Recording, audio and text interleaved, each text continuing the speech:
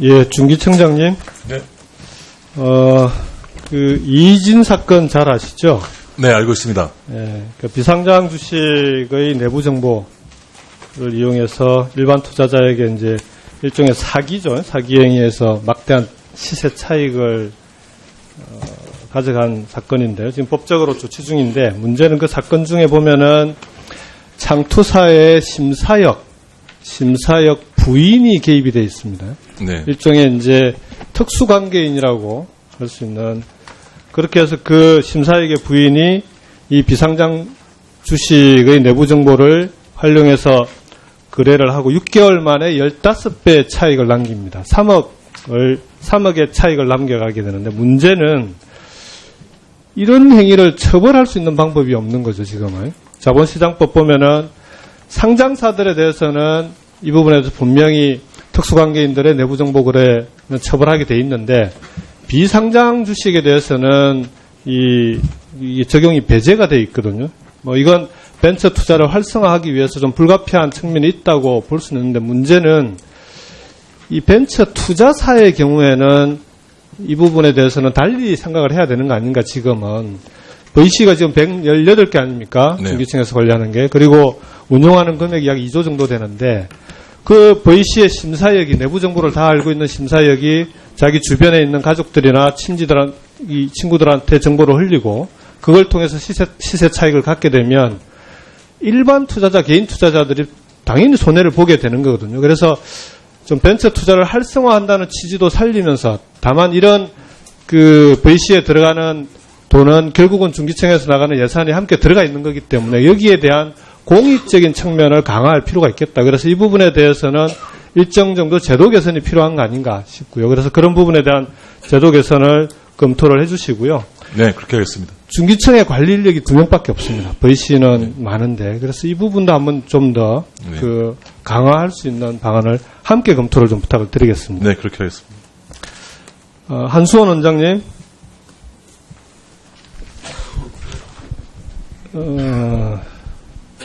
지난번에 이제 9월 12일 날 지진 난 이후에 그 월성원전에선 그 삼중수소 수치가 갑자기 높아지지 않았습니까? 예.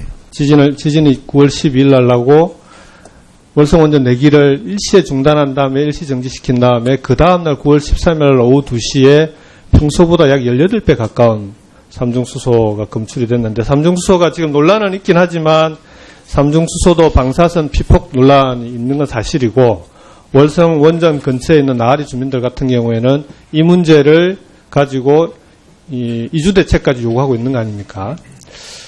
근데 문제는 이제 최고 18배까지 나왔는데 이 과정을 보면 삼중수소 저감 장치가 중간 작동을 중단하고 또 보조 장치까지도 작동이 되질 않고 그러면서 일시적으로 삼중수소 농도가 팍 올랐다가 이 부분은 이틀 만에 이제 고치고 3일 만에 농도가 정상화되는 거 아닙니까? 이게 이렇게 된 이유가 그동안 한 번도 원전 내기를 한 번에 중단시킨 경우가 없었거든요. 이게 처음 있는 일이니까 갑자기 이 부분에 대해서 이런 일이 발생하게 된 겁니다. 근데 결국은 이 얘기는 뭔 얘기냐 그러면 지금 우리나라 원전들이 다 다수호기 월성도 그렇고 고리도 그런데 이 다수호기의 원전에 문제가 생겼을 때 어떤 일이 벌어질지에 대해서는 아무도 지금 예측을 못하고 있는 거 아닙니까? 그래서 다수호기 안전성 평가 문제는 이번에 월성원전 지진으로 인해서 생긴 삼중수소 문제가 작긴 하지만 그만큼 이 부분이 심각할 수도 있다는 걸 보여준 거거든요.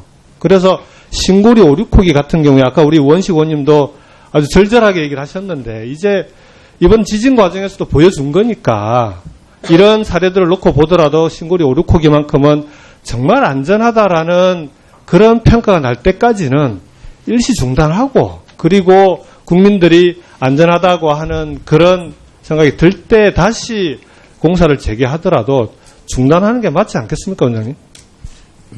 신고리 5, 6에 대해서는 아까 장관님 답변하신 내용에 제가 더 이상 다른 말씀 붙일 건 없고요. 알겠습니다. 하여튼 이 부분에 대해서는 이런 문제들에 대해서 다시 한번 잘 검토를 하시고 이런 문제가 생기지 않도록 하는 안전 문제만큼 좀 더 철저하게 챙겨주시기 바랍니다. 예, 그 월성 문제는 한마디만 말씀만 드리면 물론 잠깐만 지금 저희 시간이 제한되어 있어서 그 부분은 따로 서면으로 알겠습니다. 보고를 해주십시오. 산자부 장관님하고 한전 사장님께 질문 좀 드릴 텐데요. 예. 파워포인트 좀 보여주시겠어요? 고압 송전탑이 우리나라가 아무래도 원전이 많다 보니까 많이 있을 수밖에 없는데, 이 학교 위를 지나는 고압 송전탑이 있습니다. 여기 보면은 바로 학교 위를 횡단하는 고압 송전탑이 있는 학교가 9군데, 그 다음에 학교 50m 이내인 곳이 45군데가 됩니다. 근데 이 학교라는 곳이 아무래도 아이들이 거의 낮에 내내 지내는 곳이기 때문에 고압 송전탑이 지나가게 되면은 그 부분에 대해서 학부모들의 그 걱정이 많을 수밖에 없는데요.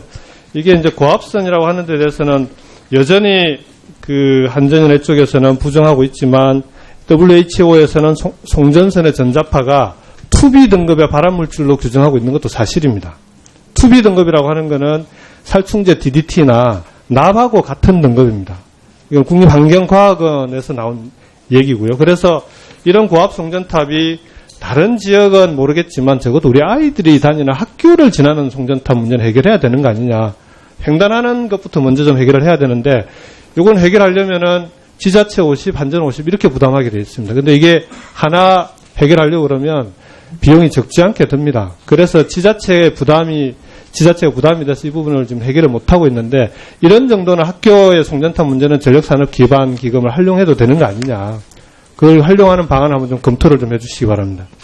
의원님 말씀대로 교육 환경 개선 차원에서 학교 시설 인근 지나가는 송전선을 지중화해야 된다는 거는 저도 좀 공감이 갑니다. 예. 그런데 이제 이걸 전력기금을 지자체분 50%를 하게 되면 유치원, 양로원 같은 유사시설과 형평성 문제가 좀 있고요. 그 부분은 말씀하신 대로 막대한 비용이 소요되는데 한번 이런 문제들에 대해서 면밀하게 검토를 해보고 지원 여부를 판단하도록 해보겠습니다.